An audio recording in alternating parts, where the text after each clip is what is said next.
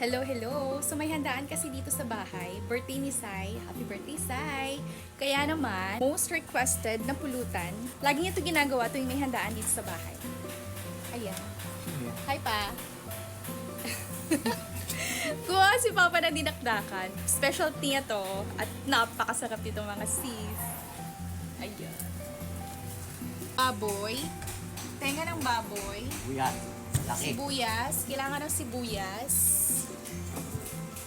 Luya. Ayan. Sili. Kalamansi. Paminta at asin. Dahon ng sibuyas. Kimchay. Ipapakita ko sa inyo kung paano paghalu-haluin yung mga potahe. Okay?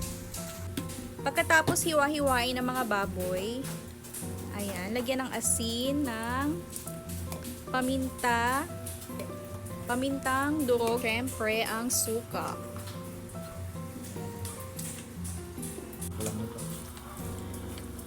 Okay. Lalagyan ng suka para magkaroon ng lasa. Ayan. Haluin. Kailangan ng 2 sibuyas na malaki. So, kung gagawa kayo ng ganito kadami ng baboy, isang timba na maliit. Ayan. Kailangan ng 2 malaking sibuyas at malaking luya. Lahat ba ito pa? Lalagay mo? Ay, hindi pala lalagay lahat.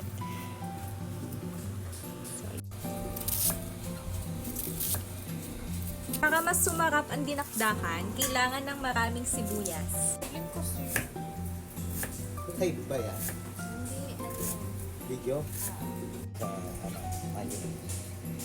Pinong luya. Walang utak. At syempre, ang mayo. Maganda yung lumabas na yung araw.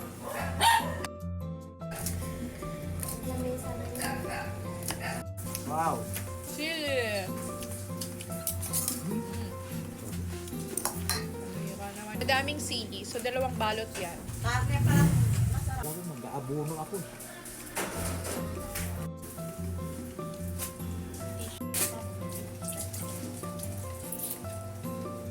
Ayan. Halu-haluin. Pag-videohan.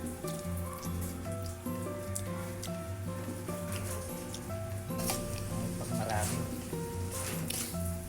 So, ganun kadami lang ilalagay nyo, guys.